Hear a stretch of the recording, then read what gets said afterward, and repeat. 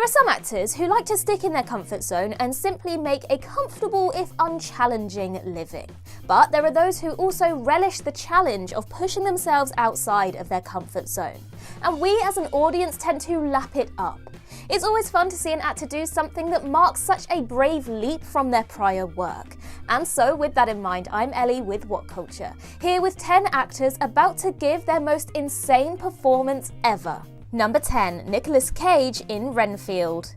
Nicolas Cage is basically unrivaled in his penchant for giving deliriously off-the-wall performances. Perhaps best exemplified by his turns in Vampire's Kiss, Face Off, The Wicker Man, Bad Lieutenant, Port of Call, New Orleans, Mandy, and most recently, The Unbearable Weight of Massive Talent. But Cage looks primed to outdo them all in his upcoming role in the horror comedy film Renfield, where he will play an especially bonkers iteration of the vampire supreme himself, Count Dracula. The hysterical trailer reframes Dracula as an overbearing, toxic, narcissistic boss who treats his long-suffering servant Renfield like absolute trash. Cage, kitted out in a hilariously over-the-top suit and pallid vampiric makeup, also goes the added measure of rocking a wonderfully ridiculous accent. All of this makes his Vampire's Kiss character seem like a positively normal member of society by comparison. Cage is clearly having a blast in a movie that's not taking itself too seriously and should offer a stage for him to give his wackiest and perhaps funniest performance to date. Number 9, Will Poulter in Guardians of the Galaxy Volume 3. Will Poulter is a great actor whose career has largely been defined by playing characters you wouldn't deem the least bit physically imposing. But that's all set to change in Guardians of the Galaxy Volume 3, as he's packed on a ton of muscle to play the genetically engineered perfect being Adam Warlock. Though there was some initial unease about the relatively slender Poulter playing such a statuesque character, Poulter took to social media shortly after shooting began and proved his haters wrong, rocking one hell of a ridiculously chiseled physique. And while we've caught only a brief official glimpse of his Adam Warlock in the superhero threequel's first trailer, it certainly looks a wild step up from anything he's ever done before. Considering the popularity of the character and Gunn's incredible knack for delivering brilliant interpretations of the comics, there's every possibility that Poulter becomes the show-stealing reason to see the movie. He's certainly come a long way from playing Eustace Stubbs in the Chronicles of Narnia, that's for sure. Number 8, Amy Adams in Night Bitch. Amy Adams is one of those fantastically chameleonic actors who can do basically anything, and she'll assuredly stretch herself beyond compare while starring in Marielle Heller's deranged new horror film Night Bitch. Adams will be playing an overworked mother who, while raising her toddler, comes to believe that she's turning into a dog. That's it. That's the plot.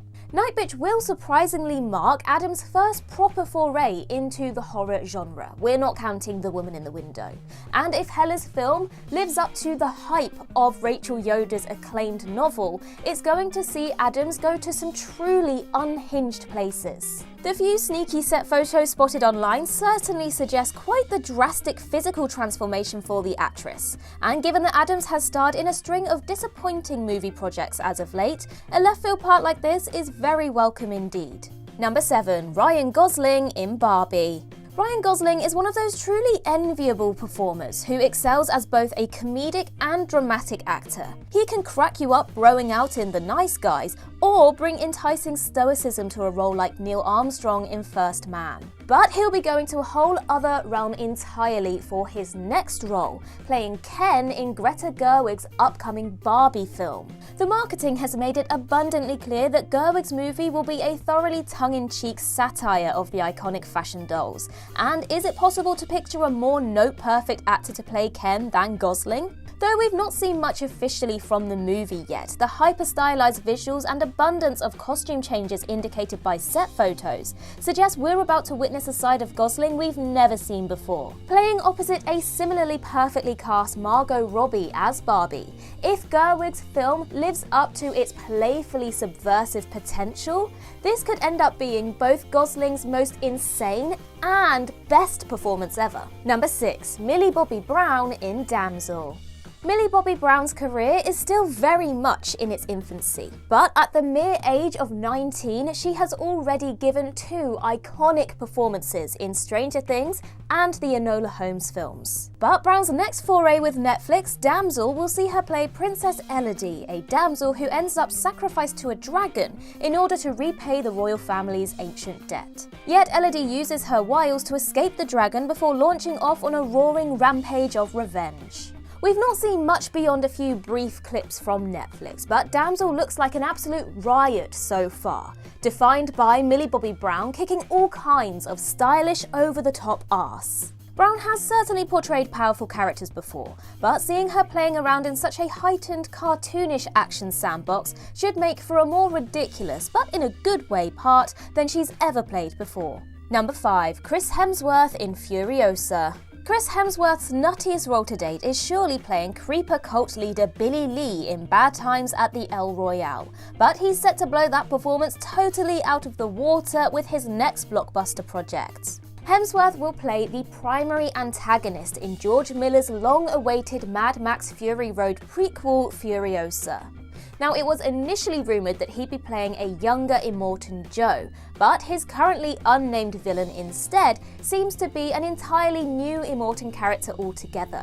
Either way, the spy photos snapped on the set show Hemsworth rocking a gigantic scraggly beard, at one point coloured red and dyed a blackish grey in another. Given Hemsworth's penchant for playing charming heroes, it'll be great to see him taking a rare opportunity to play a repugnant bad guy, and one who'll seemingly go blow to blow with Anya Taylor-Joy's young version of Imperator Furiosa. Considering the many unforgettable villains that Miller has cooked up in the Mad Max franchise over the decades, there is no doubt that for Hemsworth, this will be his most skin-crawling, vile role to date. Number 4. Megan Fox in Johnny and Clyde.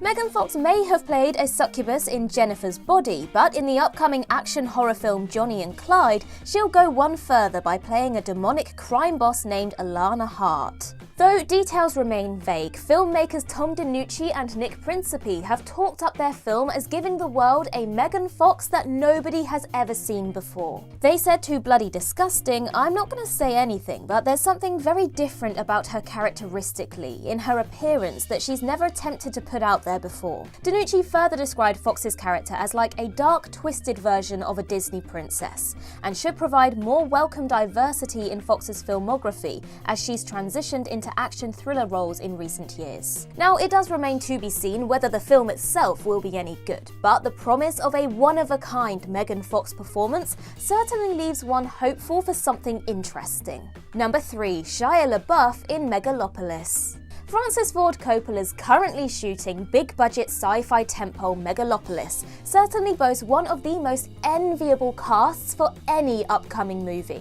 And among the ensemble is Shia LaBeouf, an actor who, despite his many legal issues and problematic personal life, has proven a consistently fearless performer, unafraid to inhabit some truly despicable and bizarre characters. And while LaBeouf's most insane role to date saw him portray a fictionalized version of his own father in 2019's Honey Boy, Megalopolis looks to easily have it beaten. Though we know almost nothing about LaBeouf's character or the film's wider plot, set photos have shown LaBeouf rocking one hell of an unexpected, eccentric getup. LaBeouf has been spotted wearing a toga-style gown complete with strappy high heels, nail polish, makeup and gold jewelry.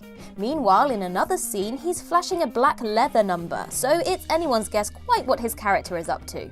It certainly looks like LaBeouf will take yet another bold step outside of himself, and hopefully Coppola's film will offer him something truly fascinating to work with.